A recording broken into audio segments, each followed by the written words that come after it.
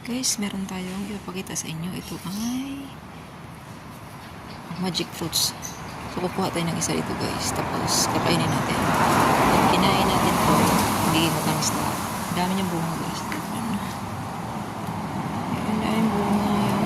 Ano yan? So, magic fruits dyan. Tawag dyan.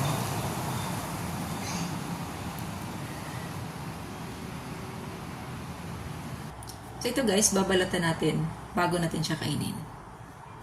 Tapos yun guys, nabalatan na natin siya. Pwede natin siyang kainin. Sobrang mabilis lang. Yan na siya.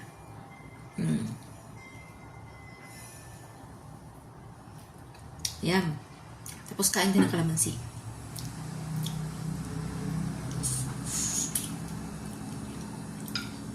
Nagiging matamis yung kalamansi guys.